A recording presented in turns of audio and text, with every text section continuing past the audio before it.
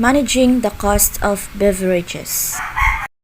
Learning outcomes. At the conclusions of this chapter, you will be able to use sales histories and standardize drink recipes to develop a beverage purchase order. Compute the dollar value of bar transfer both to and from the kitchen. Compute an accurate cost of goods sold percentage for beer, wine, and spirits. So for serving alcoholic beverages, alcoholic drinks must be served in typical drink portions: 12 ounces of ordinary strength beer, 5% alcohol, 5 ounces of table wine, 12% alcohol, or 1.5 ounces of spirits make up a standard drink, 40% alcohol. There must be free non-alcoholic beverages available for designated drivers. There are 3 of operations that serve alcoholic beverages: beverages only, beverage and food, beverage and entertainment or activity. Classifications of alcoholic beverages.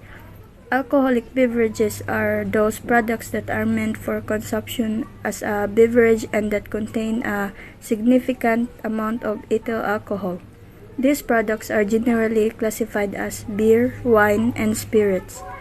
Responsible alcoholic beverage service.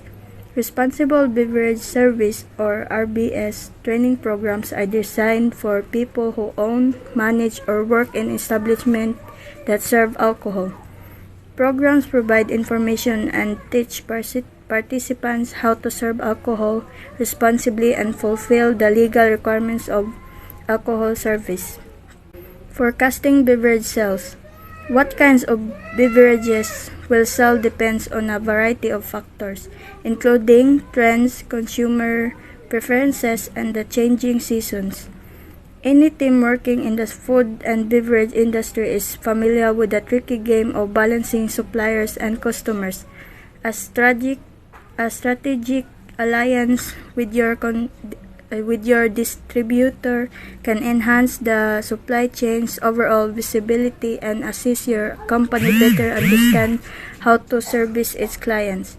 Forecasting beer sales, forecasting wine sales, forecasting bottled wine sales, forecasting wine by glass sales, forecasting spirit sales. So, let's proceed to standardize drink recipes and portions. So, if a beverage operation is even moderately busy, it is simply unrealistic to assume that the bartender can stop each time an order comes in. Consult written standardized recipe as discussed in chapter 3 and then prepare the drink requested. Imagine the resulting confusion, chaos, and time delay if such a system were in place. The demand for control in the bar, however, is even greater than that required in the kitchen. The reason is simple. The potential for employee theft and waste is greater in the bar than in the kitchen. Also, the AP price of beverages is in most cases higher than that of food.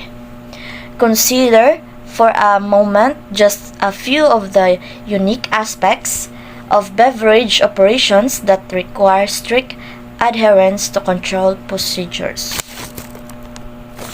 So first, beverage operations are subject to tax audits to verify sales revenue. In some states, these audits can be unannounced. So second, beverage operations can be closed down on the spot for violation of law. And third, employees in a bar may attempt to become operational partners by bringing in their own products to sell and keeping sales revenue. And lastly, number 4, detecting the disappearance of small amounts of beverage products is extremely difficult. As for example, the loss of 8 ounces of beer from a multi-gallon keg. Next is the formula for beverage cost percentage. So as you can see, the cost of beverage sold over the beverage sales is equal to beverage cost percentage. So example, $0.95 over $8.50 is equivalent to 11.2%. So next is purchasing beverage products. So first, to maintain an appropriate supply of ingredients for producing beverage products. Second, to ensure that the quality of ingredients purchased is appropriate for their intended use. And third, to ensure that the ingredients are purchased at optimum prices. As always, the key to successful control is to establish suitable standards and standard procedures. Next is establishing standards for beverage purchasing. So there are three standards that must be developed for. First is quality. The quality of the product. The second is the quantity. And third is the price. Next is determining beer products to carry. So first, you must know the brand selection because it is important part of any retail merchandise mix. The importance of a brand to a retailer depends, of course, on the category of retailer and its market niche, among other things. So packaging. You must consider the packaging of the products. So it's so much more than just protecting a product. It's an essential marketing tool which supports branding, emphasizes the product's best features, and creates an unforgettable experience for the customer. So it's a gateway that can elevate your product and company to the next level. So let's proceed to determining wine products to carry. So wine lists. Most wine lists include the producer, the region, the grape type, the year, and of course, the price of the wine.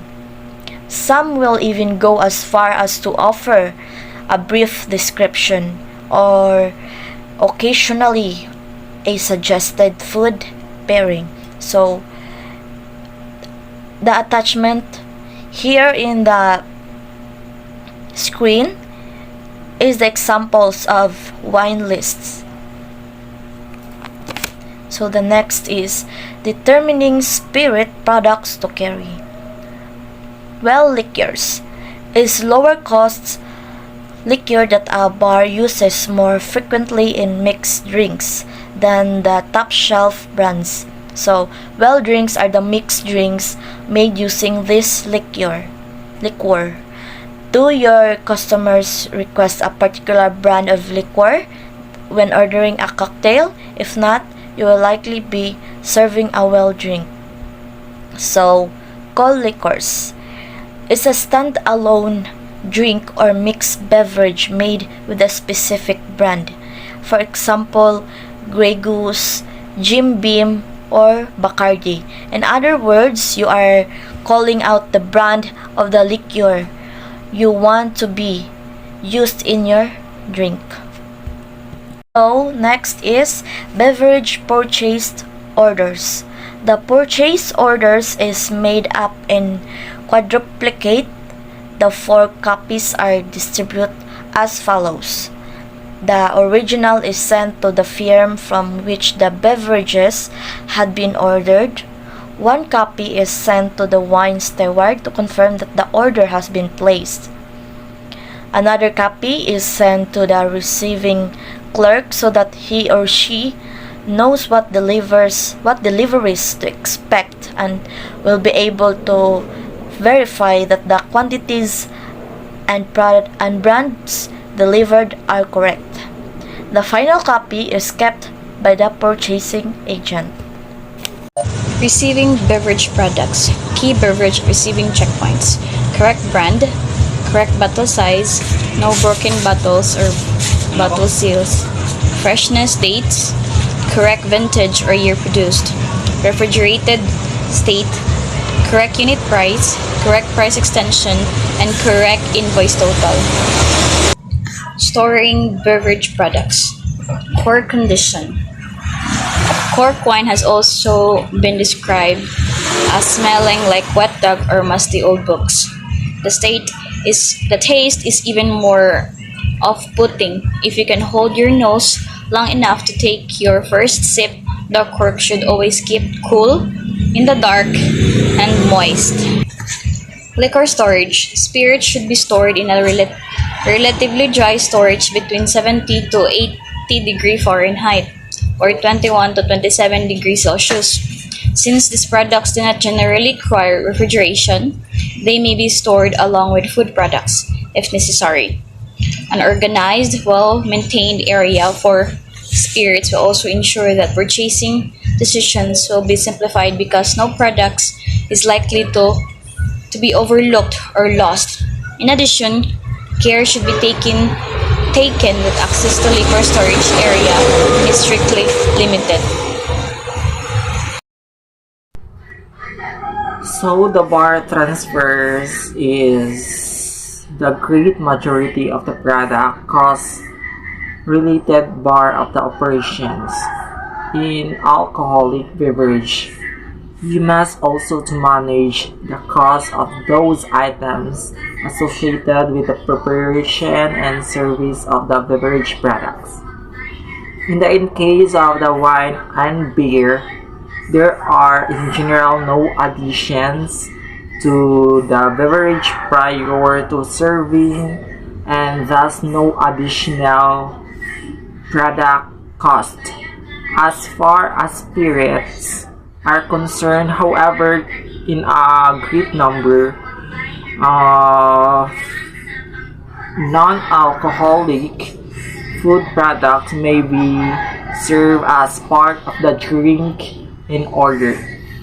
To illustrate this, assume that guests in your bar order such Irish coffee, and this illustrates as its two primary ingredients, the Irish whiskey and brewed coffee. The cost of the spirit should be clearly to be changed to the cost of operating the bar.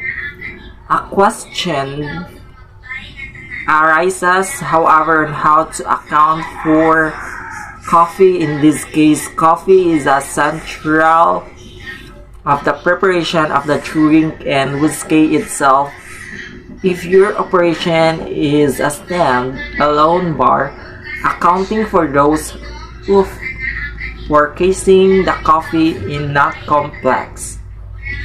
If the bar is, however, operated as part of larger food service operation, the ground of coffee used to make the brewed coffee in the bar may have to come from the restaurant and portion for the food storeroom. When that is the case, the transfer of the products and its associated costs from the kitchen, the bar must be controlled. The product, its associated costs from the kitchen and the bar must be controlled. And also they're recorded to accurately track revenue and expense. In this, not than the food cost percentage. In the restaurant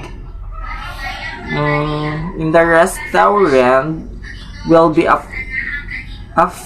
artificially inflated overstated, and the total cost beverage sold percentage in the bar will be understated.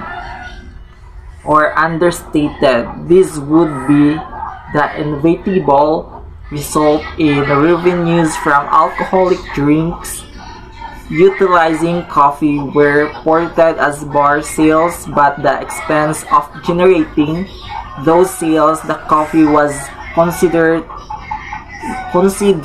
a restaurant expense.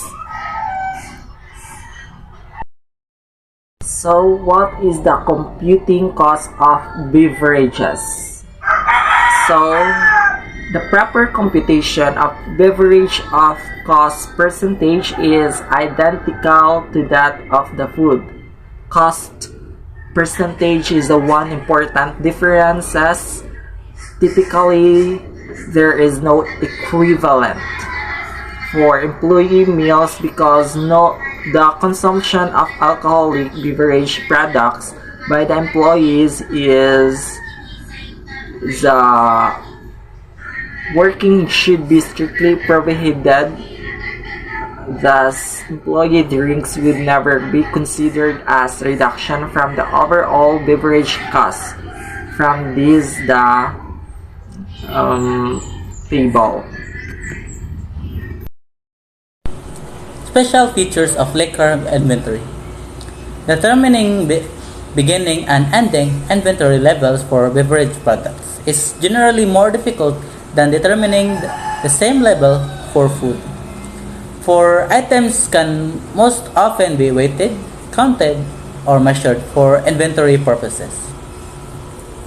Three inventory methods are commonly used to accomplish this goal. It is weight, count, and measure. And for liquor inventory by weight, it is easier, and the most common used counting method is to visually take note of how much liquid is in each bottle, separating it into tenths. Now, take a look at where the line of bottle liquor falls and estimate if the bottle is half full, 0.5, or a third full, and etc. So, tanawon gid siya kanang unsa kadaghanon ang iyang bottle depende sa unsa makita ram sa nimo if kanang ang botelya kay naraba sa tunga-tunga or asa dapit iyang liquid ang nabili na lang sa usa ka botelya. And sa liquor inventory by count is we recommended counting bottles using that tenthing method and inspect each bottle and note how much liquor is left inside, separating it visually into tenths. For example, round a bottle that is a third of the way full to 0.3 or 30% full, and repeat this for each bottle at the bar, including spirits, wine, bitters, and etc. And lastly, by liquid inventory by measure, it is to gauge level or visualize each bottle divided in 10 parts. And that is how to measure liquor bottles for inventory. Then have them estimate how many tenths of bottles is still left. If the bottle is half full, they'll record 0.5, and if the bottle is 9 to 10ths full, they'll record 0.9. So for the sales mix it is most commonly referred to the portion of a single sales a single product accounts for in a company's total sale. It is used to determine which products are performing well and which products are sinking, so that inventory adjustments can be made down the line.